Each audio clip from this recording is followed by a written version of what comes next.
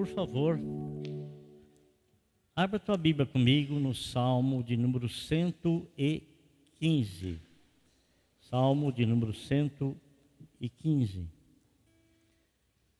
Esse salmo é um comparativo que o salmista faz entre o Deus, Criador de todas as coisas, e os ídolos fabricados pelas mãos dos homens. Está escrito assim: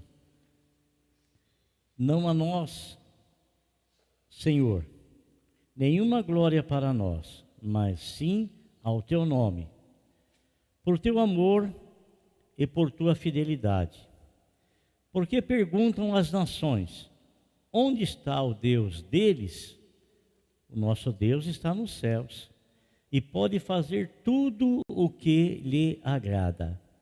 Os ídolos deles, de prata e ouro, são feitos por mãos humanas.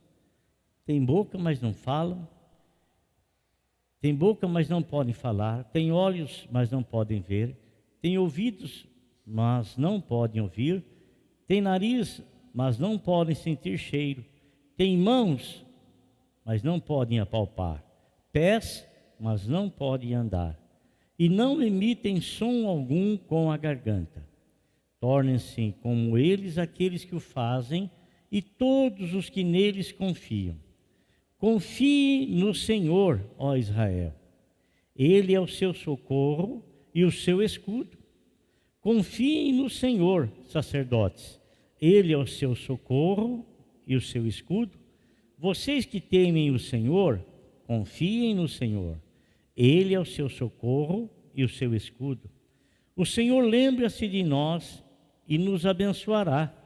Abençoará os israelitas, abençoará os sacerdotes, abençoará os que temem o Senhor, do menor ao maior. Que o Senhor os multiplique, vocês e os seus filhos.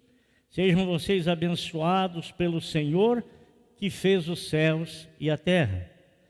Os mais altos céus pertencem ao Senhor, mas a terra Ele a confiou aos homens. Os mortos não louvam o Senhor, tampouco nenhum dos que descem ao silêncio. Mas nós bendiremos o Senhor desde agora e para sempre. Amém. Amém. Aleluia. Amados, você sabe que quando Deus levanta Moisés para tirar o povo de Israel do Egito, Moisés, houve um tempo, um momento em que o Senhor foi trabalhando através da instrumentalidade de Moisés, do seu irmão Arão, e houve a resistência de Faraó, que não queria permitir que o povo de Israel saísse, porque Faraó iria perder uma mão de obra escrava tremenda, né? Tremenda. E ele não queria perder essa mão de obra.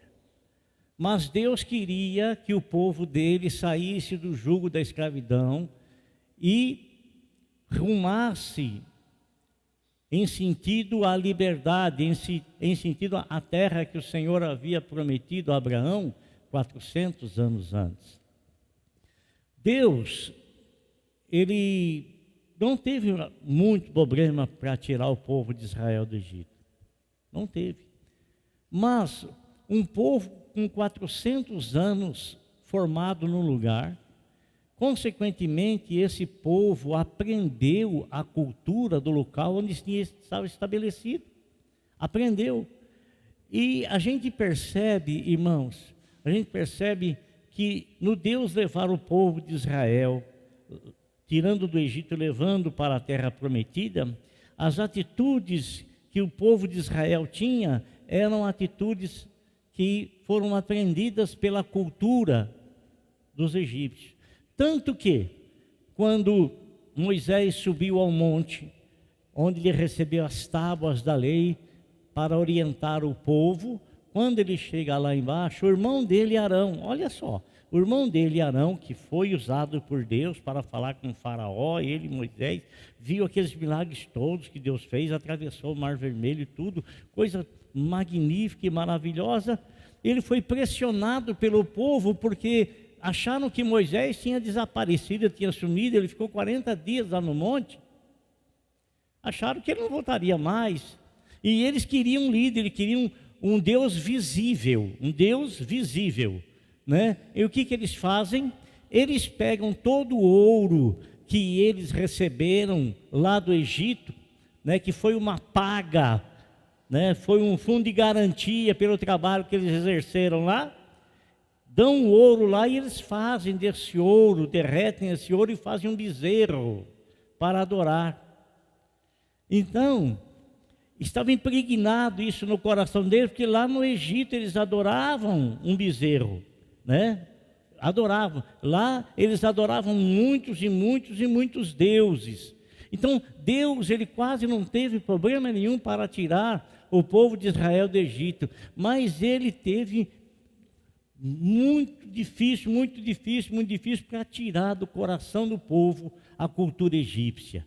Foi muito difícil. Você sabe, irmãos, esse salmo que nós lemos aí, que fala da diferença de nós servirmos ao Deus Criador dos céus e da terra, e as pessoas de fora, as demais pessoas, servirem assim muitos deuses, chamado de politeísmo, né? Muitos deuses.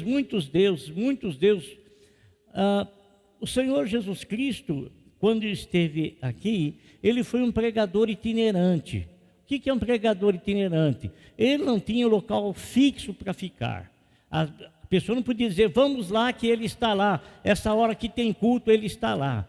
Por que não? Porque o Senhor Jesus Cristo, ele caminhava, ele andava de um lado para o outro, e ele tinha como propósito andar de um lado para o outro, levando a mensagem da palavra de Deus. Foi ele que trouxe essa mensagem, ele que estabeleceu essa mensagem, e ele foi quem o primeiro promulgou essa mensagem de salvação. Então ele não ficava muito tempo no lugar. Isso não quer dizer que ele não havia pregado no templo, que ele não pregava na sinagoga, não. Mas o ministério dele foi um ministério de ir e vir, de lançar a semente aqui, fazer um milagre ali, conversão aqui, conversão ali, conversão lá. Ele, uma certa ocasião, pediram para ele ficar junto com eles. Falou, não, eu preciso sair, eu preciso ir, eu preciso anunciar em outros locais a palavra, né? Assim também, quando o Senhor assim o fazia, os seus discípulos, aqueles 12 homens que foram escolhidos, eles também foram pegando essa visão. Eles eram pregadores itinerantes, se tornaram pregadores itinerantes também, né? Pregando o Evangelho. Muito embora a gente vê uma ocasião aqui no livro de Atos dos Apóstolos, aonde os discípulos estavam juntos após a ressurreição de Cristo, e eles estavam juntos, e eles se reuniam, e eles adoravam a Deus, serviam a Deus, mas Deus queria que eles saíssem, que eles se tornassem pregadores itinerantes, que eles fossem por todo mundo e pregassem o Evangelho, mas eles estavam juntos, permaneceram juntos. Então Deus permitiu vir uma perseguição, e os dispersou, e nessa dispersão, então eles obedeceram o mandar do Senhor, a ordem do Senhor, e saíram pregando aqui, pregando ali, pregando acolá. E, irmãos, isso não quer dizer também que posteriormente não houve a necessidade de ter um local e um lugar específico, com hora. Isso quer dizer uma organização. E por que uma organização? Irmãos, a gente começa a se reunir, né? Começamos aí nos reunir, então nós temos que organizar todas as coisas, toda a situação. Quer dizer, você chega aqui na igreja, você tem sua cadeira para sentar, você tem aí o bebedouro, você tem aí coisas que aqui irão te servir no momento que você fica aqui. Então a gente organiza tudo, organiza organiza tudo, e o Senhor estabelece nessa organização ministérios de permanência num só local. Isso não quer dizer que esse ministério de permanência num só local também não tem aptidão para sair e pregar, mas é isso que o Senhor escolhe: os pastores, os mestres, os doutores que permanecerão ensinando o povo, edificando o povo, pastoreando o povo, orientando o povo, orando pelo povo, servindo ao povo, servindo o povo. Então, a gente vem aqui nos cultos, né, nos dias que são marcados, está tudo organizado, está tudo certo, a gente vem e participa do culto. O apóstolo São Paulo, quando da sua conversão, em Atos dos Apóstolos, capítulo de número 9, irmãos, ele, na conversão dele, ele sentiu essa necessidade de não permanecer constantemente num único lugar. Ele fez 3 viagens missionárias, quer dizer, ele saiu, e as viagens missionárias deles não eram viagens de 15 dias, eram viagens que demoravam anos, e nessas viagens que ele fez, ele pregava, ele fundava a igreja, ele estabelecia pessoas para permanecerem doutrinando, ensinando essas igrejas, mas ele não se distanciava, não se apagava, não sumia, ele ficava sempre ligado, procurando saber notícias de todas as igrejas que ele havia fundado e havia estabelecido pastores, apacentadores, pregadores, para continuar o trabalho itinerante que ele fez. E sabe, irmãos, a Bíblia nos fala que numa dessas andanças do apóstolo São Paulo, ele foi obrigado a ir até Atenas. Por que ele foi obrigado? Ele chegou na cidade de Tessalônica e ele começou a discutir com os judeus na sinagoga. Começou a pregar o evangelho para eles nas sinagogas. E eles então começaram a se tornar revoltados contra Paulo. Por quê? Porque Paulo argumentava de uma maneira muito sábia.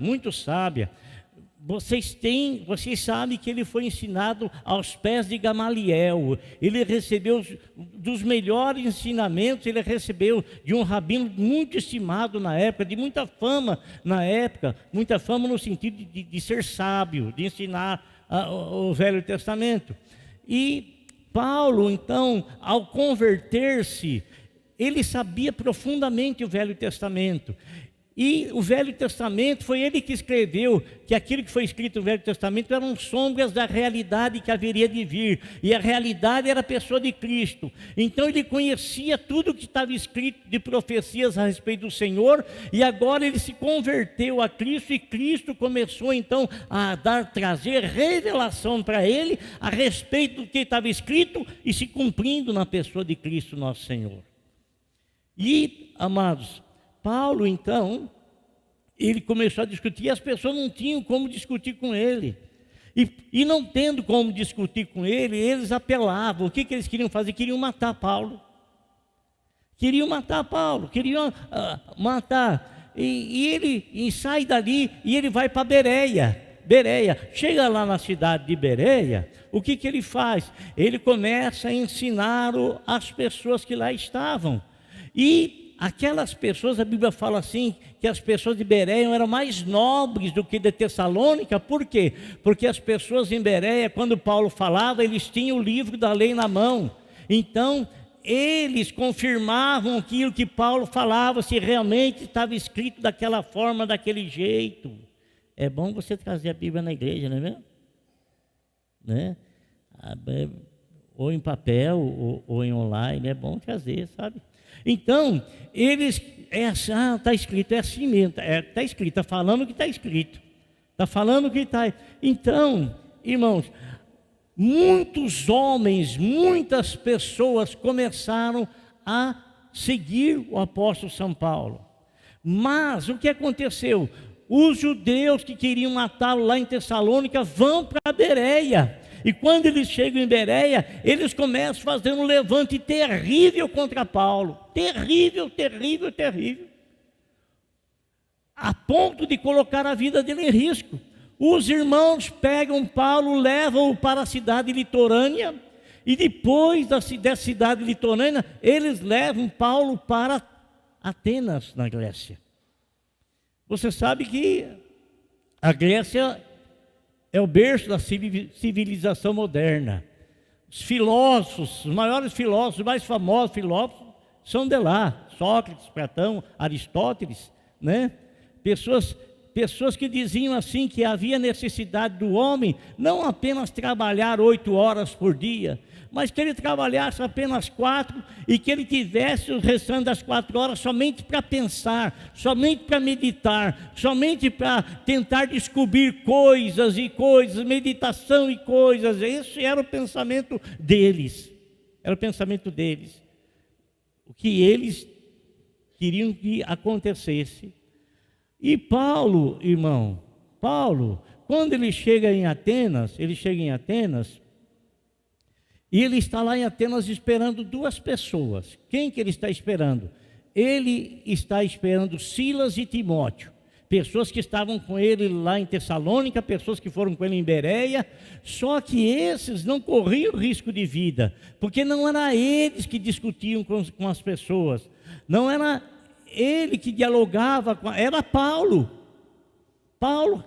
né? Paulo se expressava de uma maneira muito tranquila, muito calma e com muita sabedoria, né? Então, esses eram companheiros de Paulo, estavam juntos para dizer para Paulo: oh, nós estamos com você, mesmo sem eles assim, ser pessoas de influência, mas na vida de Paulo eles eram influentes, eles eram amigos, estavam perto, estavam juntos. E a Bíblia nos fala, meus irmãos, que enquanto Paulo esperava eles chegarem lá em Atenas, na Grécia, Paulo sai e ele começa a observar a cidade, e observando a cidade, ele analisa, ele faz uma análise da vida religiosa, da vida espiritual do povo de Atenas, né? E eu quero que você leia comigo, se você tiver a Bíblia em mãos, ou se tiver conseguir jogar aqui para nós, o que está escrito no livro de Atos, capítulo 17, quando Paulo chega em Atenas.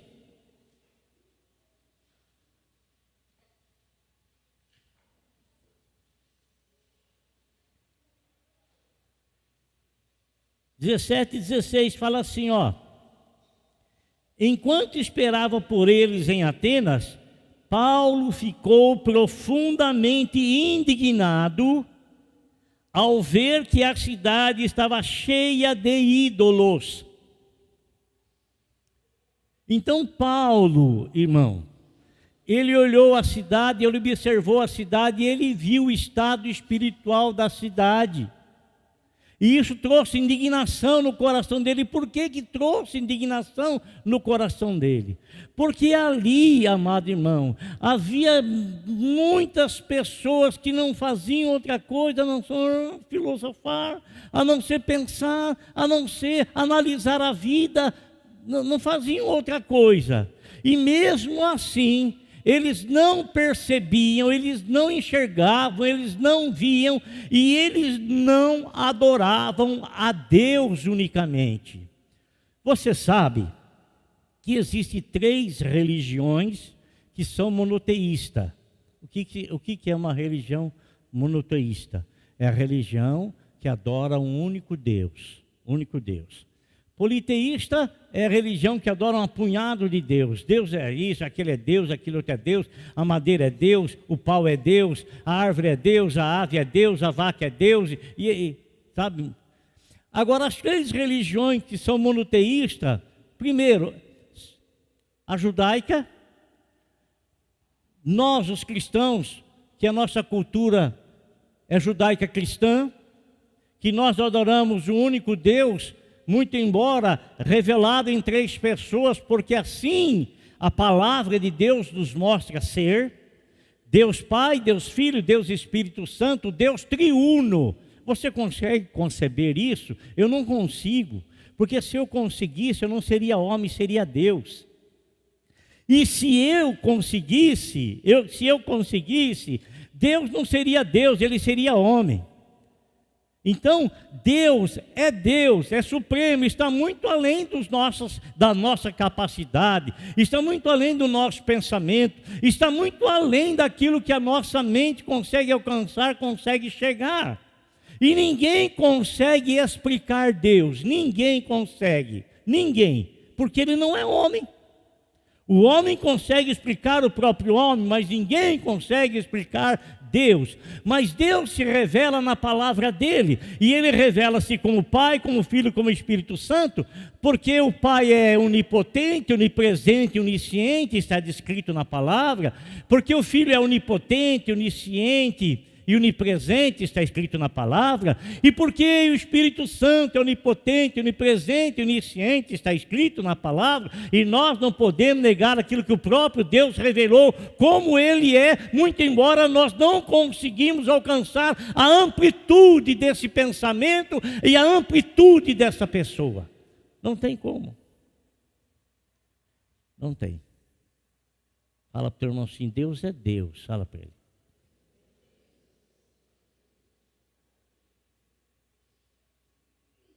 Falou, Tigrinho, para o irmão que está do lado aí. O irmão que está do lado aí. Estou brincando. Amém? Então Deus é Deus, irmão. Deus é fantástico. Deus é grandioso. Deus é precioso. E nós não escolhemos estudar a Bíblia para enriquecer o nosso intelecto. Não. Nós escolhemos estudar a Bíblia porque além de nós conhecermos a palavra, nós passamos a conhecer o autor da palavra. Amém? Deus se revela ali. Então, amado, o que aconteceu? Paulo estava lá esperando e ele ficou indignado, porque o povo lá se orgulhava da sabedoria e do conhecimento que eles tinham. Aliás, os estrangeiros e os atenienses não faziam outra coisa. A Bíblia nos fala que havia essas pessoas que moravam ali perto do Areópago. O que é o Areópago? Presta atenção aqui para você aprender o que é. Presta atenção.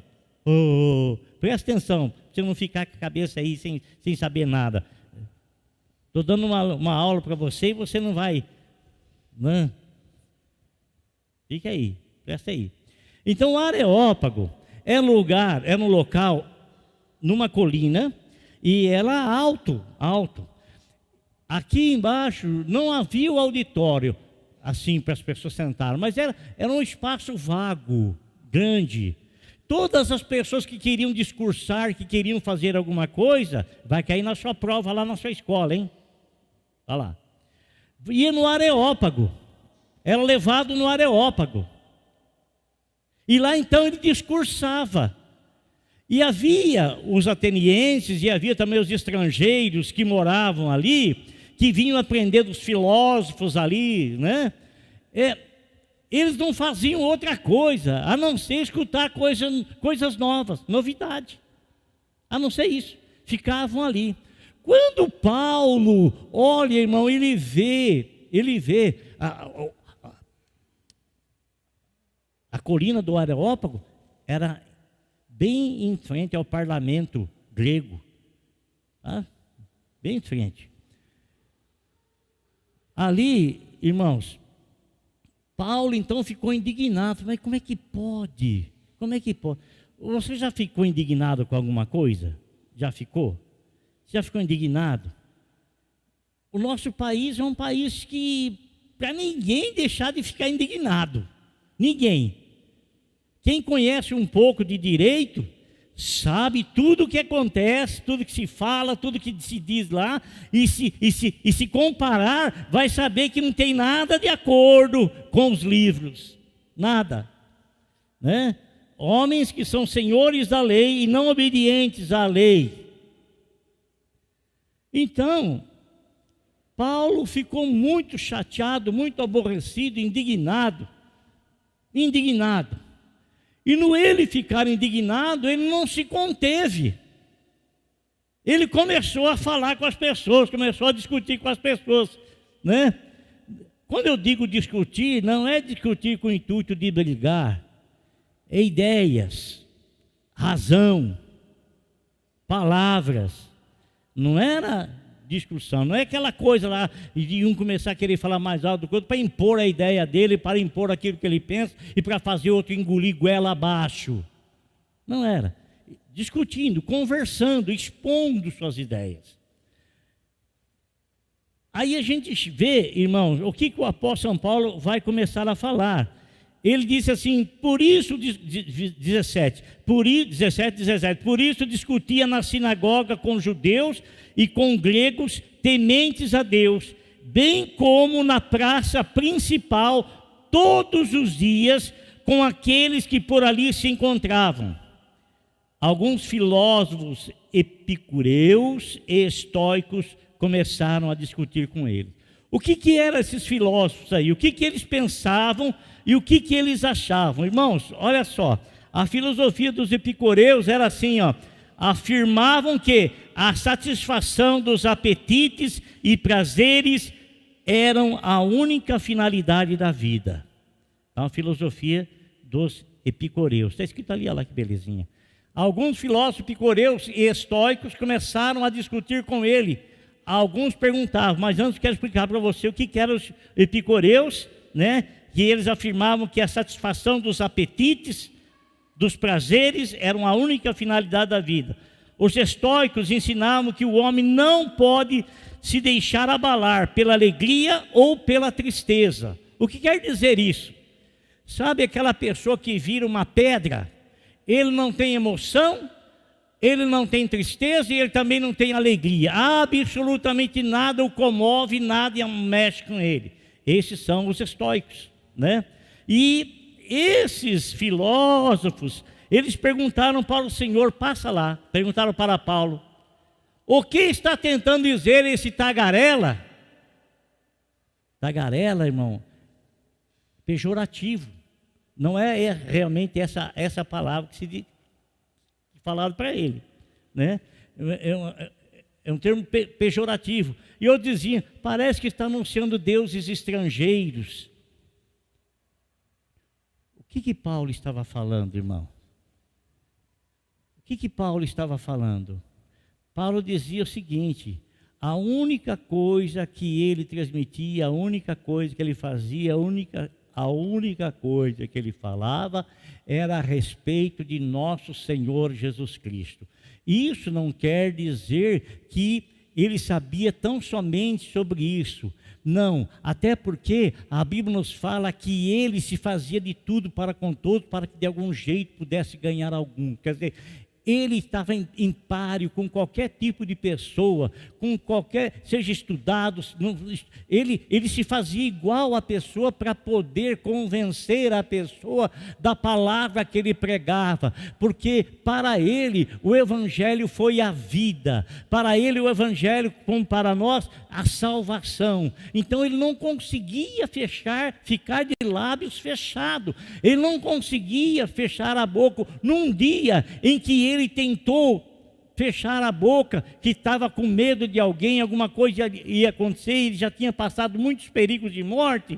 O Senhor diz para ele, fale e não te cales, não feche a tua boca, eu chamei você para ficar de boca aberta, sabe aquele deputado boca aberta?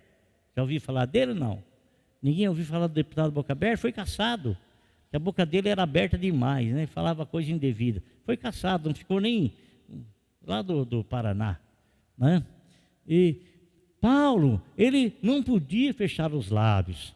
Por que ele não podia fechar os lábios? Porque ele tinha uma palavra tremenda, e essa palavra não era uma palavra expressa somente da boca para fora, era algo real na vida dele, sabe? Era algo dentro do coração dele, dentro dele. Então, quando ele transmitia, quando ele falava, amado, o sentimento dele fluía junto. ia junto. Sabe quando Jesus Cristo também ensinava e falava, e que as pessoas diziam assim: nossa, que sabedoria é essa que esse homem tem? Ninguém nunca falou como ele fala, olha que autoridade que ele tem. É porque o Senhor se expressava não apenas com a palavra, se expressava com a sua alma. Paulo se expressava com a sua alma, e o pregador, ele tem que se expressar com a sua alma, com a sua alma. Amém? Então, diziam, mas quem que ele está anunciando aí? Ele está anunciando deuses estrangeiros? Vamos lá, 19. Pois Paulo estava pregando as boas novas a respeito de Jesus e da ressurreição. Irmão, não houve pregador algum, não houve pregador algum antes de Jesus Cristo que falasse a respeito de ressurreição. Não houve. Não houve. Então, a novidade que o Senhor Jesus Cristo trouxe, na verdade era uma novidade para aqueles que não conheciam, não sabiam, porque essa verdade, ela é na eternidade. Ela é permanecente na eternidade, porque a Bíblia fala assim, que Deus nos escolheu em Cristo antes das coisas todas. Então a palavra da eternidade, amado, ela é celestial, ela é ser celestial, ela é eterna, porque veio do Senhor. E eles, então, transmitia essa palavra. Então o apóstolo São Paulo, na sequência das suas pregações, ele não falava apenas de Jesus Cristo, que amou, que deu a sua vida, que se entregou para morrer, não falava apenas isso, mas ele concluía todas as suas mensagens dizendo a respeito da ressurreição. A esperança para aqueles que morreram em Cristo e a esperança para aqueles que vivem e que porventura no amanhã possam partem com o coração cheio de esperança. Cheio de esperança. Então, quando eles começam a ouvir sobre ressurreição, era uma coisa nova, era uma novidade. Era uma novidade. Ninguém nunca tinha falado. E eu vou ler uma coisa para vocês aqui agora, quer ver? Deixa parado aí, por favor, deixa parado aí.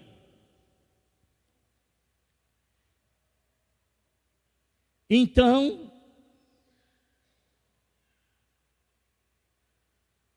no versículo de 21 está escrito assim: todos os atenienses e estrangeiros que ali viviam não se preocupavam com outra coisa senão falar e ouvir as últimas novidades.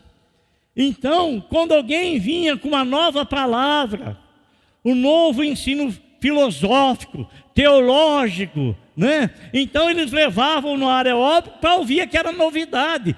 E ninguém nunca falou dessa novidade com tamanha sabedoria, com tamanha autoridade, eles nunca tinham ouvido. E o apóstolo São Paulo agora então os provoca, falando a respeito disso, e desperta interesse no coração deles, para eles conhecerem, para eles saberem. É bom saber, não é? Conhecimento não é bom? É ou não é, irmão?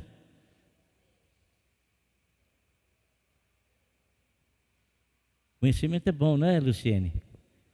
Não é, Alexandre? Não é bom conhecimento? Bom, não é? Glória a Deus que é bom, né? Então, o que ele faz?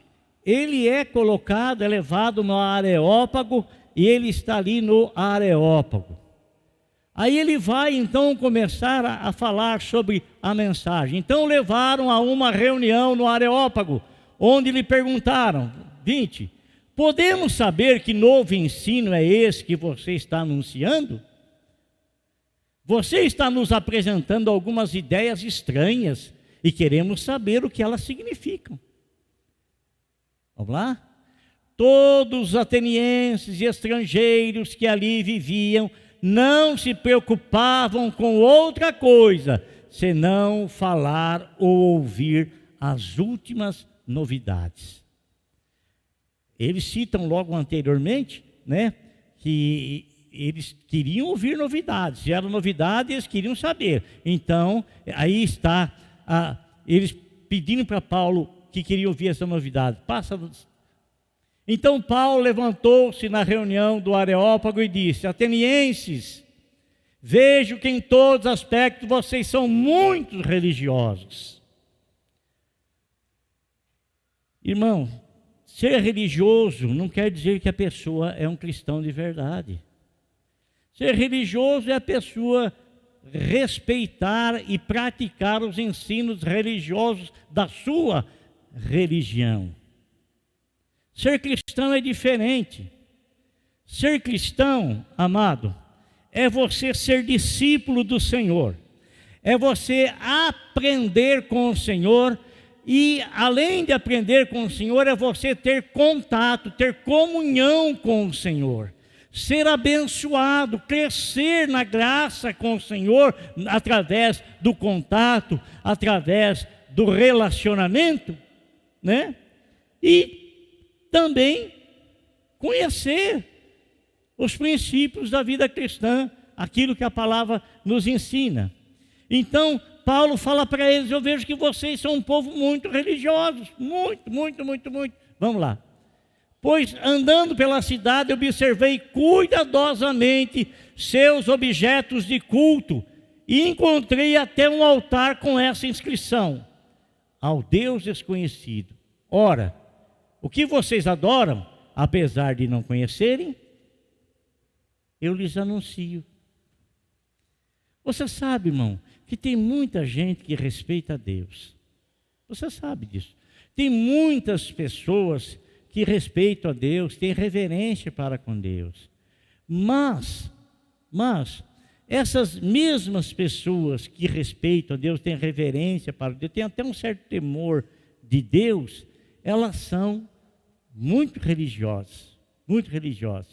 Mas, no entanto, isso não quer dizer que a pessoa tem comunhão com Deus, tem contato com Deus. E como é que nós vamos perceber que uma pessoa que fala em Deus tem contato com Deus, tem relacionamento com Deus? De que forma?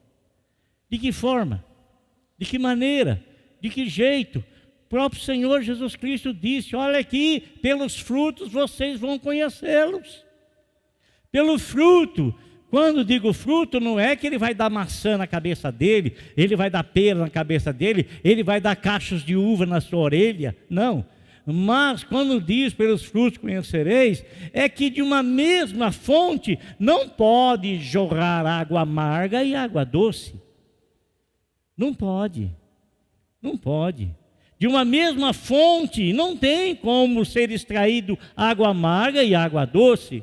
Você vai lá no Mar Morto, o Mar Morto ele é tão pesado, as águas são salinas que as pessoas elas andam e elas flutuam no mar sem afundar. Tão pesada que é a água por causa da quantidade de sal, né? Quantidade de sal.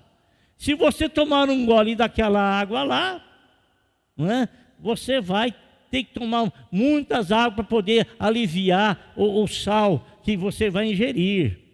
Então, o sal, o mar salgado, o Mar Morto, ele não dá água potável, é água salgada.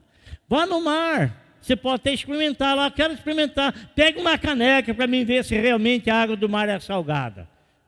Pode pegar e tomar, vai. É salgada, né? Então, também não dá água doce ali, não dá água doce. Agora, irmão, é pelos frutos na vida de uma pessoa que você vai saber se ela é serva de Deus ou não. Você vai saber, pelo fruto. Isso não quer dizer que imediatamente essa pessoa pode vir a produzir frutos, porque quando você planta uma semente, não é no mesmo dia que ela nasce, cresce e já começa a dar fruto. Não, vai o quê? Vai um tempo exato. Aliás, para cada tipo de fruta, tem um tempo exato para dar o fruto. Umas são mais adiantadas do que outras, né? Assim é na vida de todo aquele que serve ao Senhor também. Um se entrega inteiramente de coração ao Senhor e busca o Senhor, e o Senhor vai trabalhando com maior liberdade na vida dela, e logo, logo essa pessoa já está produzindo frutos. Tem outros que demoram mais, tem outros que é mais duro, tem outros que é mais duro, sabe? É mais duro. A pessoa que tem que trabalhar mais, tem que cuidar mais, tem que às vezes ele, ao invés de dar mexerica pocando, vai dar limão cravo. Mas vamos tirar. E então vai demorar-se um pouco mais o processo, mas vai chegar lá. Vai chegar lá. O próprio Senhor dizia que nós devemos ter paciência com aquelas pessoas, ter paciência quando você jogar a semente. Tenha paciência, que não é do dia para a noite que tudo se resolve, não é dentro de 15 dias, não é dentro de um mês, não é dentro de... mas tem a promessa de que vai se resolver. Então nós temos que esperar pacientemente que tal se resolva. Que tal se resolva, né? Tranquilamente, pacientemente. Então, Paulo, ele está dizendo lá que ele encontrou uma faixa, tinha muitos deuses, ele andava, tinha casas de adoração a deuses, olha, inúmeras, muitas. Mas tinha um local também que ele leu lá, o Deus desconhecido. Quer dizer, eles adoravam aquilo, tudo como Deus, e adoravam esse Deus que eles não conheciam. Então esse Deus que eles não conheciam, e que outrora Paulo também não conhecia, e foi no capítulo 9 de Atos Apóstolos, que ele passou a conhecer o Senhor, e quando ele passou a conhecer o Senhor, ele não parou mais de falar do Senhor, ele estava anunciando aquilo que ele havia conhecido, ele tinha o conhecimento do Senhor. E ele disse: vocês adoram o que vocês não sabem.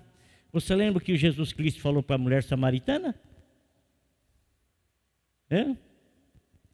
Vocês adoram o que vocês não sabem. A salvação vem do povo judeu.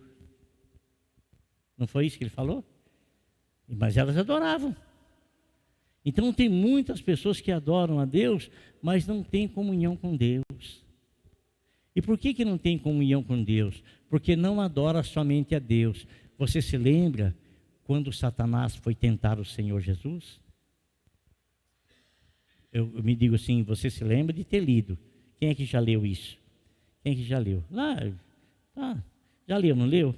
Você viu no final que Satanás fala para Jesus: olha aqui, ó, está vendo os reinos desse mundo, tudo? Ó, tudo isso eu vou te dar, porque a mim foi entregue, se você se prostrar e me adorar.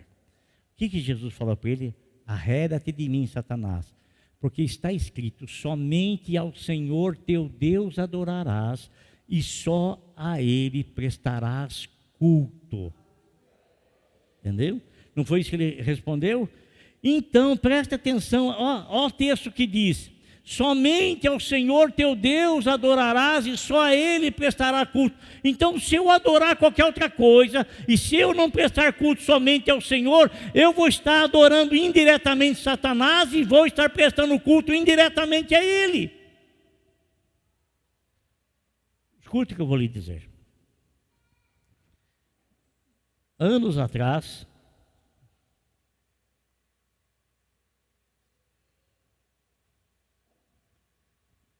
eu era auxiliar lá na igreja de Jundiaí, eu, o pastor João Batista e o pastor Zé Carlos. O pastor João Batista, ele está lá superintendente Francisco Morato, perto de São Paulo. Missionário Zé Carlos está aqui em Ouro Fino, e nós estamos aqui. E a gente ia sempre na Tarde da Bênção, a gente auxiliava o pastor lá na Tarde da Bênção. A Tarde da Bênção era muito concorrida, muita gente. O pastor era muito usado por Deus, muito usado. Imagine você, a igreja era mais ou menos desse tamanho aqui, ficava repleta. Olha, ele nunca chegava na hora de começar o culto, ele chegava sempre depois, porque se ele chegasse na hora, as pessoas queriam conversar com ele, e ia atrapalhar o culto, então ele chegava sempre depois. Então, quando o pessoal já estava cantando, estavam todos de frente, igual vocês estão aqui. O pessoal fazendo a primeira parte, irmão, ninguém estava vendo ele. Ele punha o pé lá atrás, A hora que ele punha o pé lá atrás, amado, o que tinha de gente perturbada, endemoniada que caía no chão, você não faz ideia. Era uma coisa tremenda. Uma coisa, eu nunca vi igual. Né? As pessoas sem ver. Tamanha era a unção que estava na vida desse homem. Tamanha unção. E não era uma vez ou outra, não. Ele botava o pé lá, as pessoas vinham, porque acontecia muitos milagres, muitas pessoas novas, pessoas perturbadas, né? Então ele colocava o pé lá, as pessoas sem vê-lo, mas os espíritos que estavam nas pessoas vinham, né? E não aguentavam e caíam para o chão. Nós ficamos, nós ficamos indignados uma vez, porque uma senhora, a filha dela, frequentava com a gente o grupo de jovens. Eu já fui jovem, viu? Tá bom? Já fui jovem. Orlando também já foi jovem. Orlando. Então, a gente estava lá e essa mulher vinha na igreja, irmão, a gente ficou meio assim aborrecido, porque toda vez que ela vinha, ela caía perturbada. Toda vez. Aí a gente falou, mas tem alguma coisa errada com isso, tem alguma coisa que não está certa, né? Aí ela nos convidou para ir tomar café na casa dela, a filha dela. E acabou a tarde da bênção, a mulher tinha passado mal na igreja, e nós fomos lá tomar café na casa dela. Quando nós chegamos na casa dela, o pastor João Batista quis fazer uma oração, né? E a hora que ele abriu a boca para orar, a mulher me cai perturbada de novo. Eu falei, mas não é possível. Aí o João Batista também tinha uma autoridade muito grande da parte de Deus, tinha e tem ainda, né? E ele começou a conversar com Deus, falando, de onde é que você está? Onde é que você se manifesta? Como é que você toma o corpo dela? Aí o demônio falou na boca dela, falou assim, essa aqui é uma boba, ela é uma boba. Ela vai lá, vocês me expulsam de lá, mas quando ela vem aqui, ela se ajoelha diante de mim. Diante de mim? Aí João Batista disse para ele assim, onde é que você está? Onde é que você está que ele se ajoelha? Ela foi rastejando igual uma cobra, irmão. Quando entrou no quarto da mulher, assim, no criado mudo, tinha uma estátua desse tamanho aqui. Uma imagem desse tamanho. Então ela ia na igreja, olha só, ela ia lá na igreja, o espírito era expulso, mas ela tinha muito medo do ídolo que estava dentro da casa dela, muito medo. Ela tinha medo de jogar fora aquilo lá, ela tinha medo, e por ter medo, ela chegava, se ajoelhava e pedia perdão. E o bicho entrava nela de novo, entrava nela, né? Naquele dia, a partir daquele dia nós pegamos, trouxemos aquilo lá embora, quebramos, arrebentamos, jogamos fora, porque na verdade não serve nem para nada mesmo, né? Infelizmente, não tem nada que ficar se iludindo não, se enganando, né? A Bíblia fala que é mudo, tem olho, mas não vê, tem boca, mas não fala, tem braço, mas não tem pé, não anda, não serve para nada, né? E a pessoa que acredita fica igualzinha, a Bíblia fala, eu li no Salmo 115, fica do mesmo jeito, né? Vai ter ouvido, mas não vai conseguir ouvir as coisas de Deus, vai olhar, mas não vai conseguir enxergar as coisas do Senhor, né? E então ela, a partir desse momento, ela nunca mais passou mal, irmão, nunca mais, foi liberta. Então o apóstolo São Paulo, quando ele está lá em Atenas, ele está chamando a atenção daquele povo. Ele está chamando a atenção não apenas para contradizer a crença deles, mas para mostrar para eles em amor, e amor é falar a verdade. Às vezes a gente se guarda, nós não podemos falar a verdade com ódio, né? Com ódio, igual infelizmente muitas pessoas fazem, e nem podemos também usar de zombaria. Nós devemos respeitar a fé das pessoas, anunciando para elas a verdade, a palavra de Deus, aquilo que a Bíblia fala, não desafiando, não humilhando, não rindo, não zombando, não desprezando de forma alguma, de maneira alguma, mas sim pregar a verdade, falar a verdade, anunciar a verdade, pregar a palavra de Deus. Então, meus irmãos, foi o que Paulo fez. Coloca aqui para mim, por favor. Ao Deus desconhecido, ora, o que vocês adoram, apesar de não conhecerem, eu lhes anuncio. Vamos mais em frente aí, irmão, por favor. Está no 24. O Deus que fez o mundo e tudo que nele há, é o Senhor dos céus e da terra, e não habita no quê?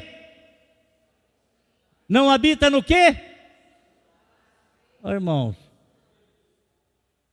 irmão,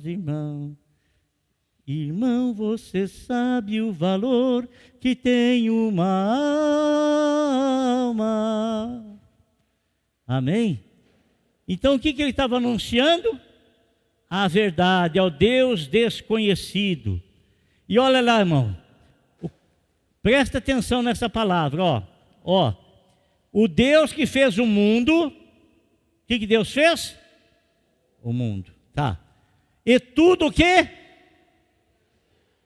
Você sabe que você foi feito por Deus? Então, veja bem, agora presta atenção, irmãos, ó. Ele fala lá que não há, nele há, e o Senhor dos céus. Céu está no quê? Singular ou plural? Hã? Então não existe um único céu. São 3 céus. O céu da atmosfera, o céu dos anjos, arcanjos e o céu da morada de Deus, do trono de Deus. Quando fala que Paulo foi ao 3º céu, fala que Paulo foi aonde? Foi arrebatado ao 3º céu. E ele fala que ele lá viu e ouviu coisas inefáveis, coisas que ele não conseguia transmitir com palavras. E Paulo disse sim, é isso que Deus está preparando para você. É isso que Deus está preparando para nós, porque foi Ele que nos fez, e Ele nos fez com esse destino, para nós conhecermos os céus na manhã. Eu não sei quando isso vai acontecer comigo, eu não sei nem quando você vai acontecer com você, viu? Ninguém sabe, mas vai acontecer, não é verdade? Então, os céus estão no plural, e da terra, não existe outras terras, há uma única terra, né? E Ele, amado, fez todas essas coisas, mas Ele não habita onde o homem coloca a mão para construir e dizer que Ele fez morada ali. Ele não habita em santuários feitos por mãos humanas. Presta atenção. Você acha que eu vou falar que Deus está habitando nessa parede aí? Faz favor, né? Você acha que eu vou falar, Deus está nesse ventilador, Deus está nesses pisos, Deus está nesse granito, Deus está... Não, Deus não habita nisso aqui. Mas onde é que Ele habita? Deus que fez o mundo e tudo que nele há, é o Senhor dos céus e da terra, e não habita em santuários feitos por mãos humanas. Quem foi que nos criou? Quem foi que nos criou? Foi Deus. Então Deus habita em nós. Deus habita em nós. Deus habita em nós. Nós estamos aqui como igreja do Senhor, habitação de Deus, morada de Deus. Amém, irmãos? Glória a Deus. Ele não é servido.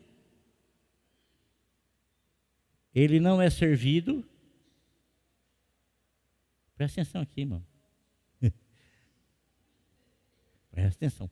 Ele não é servido por mãos de homens, como se necessitasse de algo. Tem muita gente que pensa que Deus precisa de algo, né? Deus não precisa de algo. Deus não precisa do seu dinheiro, nem do meu dinheiro, nem precisa de nada. Quem precisa somos nós. E nós Aquilo que precisamos é para a manutenção da casa do Senhor, para o bem-estar de vocês, para o bem-estar da igreja, para o bem-estar do povo. Amém, irmãos? Então, em nome de Jesus, amado, se você ainda está atrelado em alguma coisa que a palavra de Deus diz que é para você não se atrelar e não ter medo, então não se atrele e não tenha medo. Não se apegue, não tenha medo. Por quê? Porque você é o templo, é a morada do Espírito Santo de Deus. E eu quero encerrar aqui com esse versículo aí, Atos 17, 24. O Deus que fez o mundo e tudo o que nele há, sendo o Senhor dos céus e da terra, não habita em templos feitos por mãos humanas. Tem alguma coisa lá na sua casa que você acha que é Deus, que é um ídolo, que é uma coisa? Joga fora. Isso não é de Deus, contradiz a palavra do Senhor. Não é do Senhor e Deus não habita ali. Amém? Glória a Deus.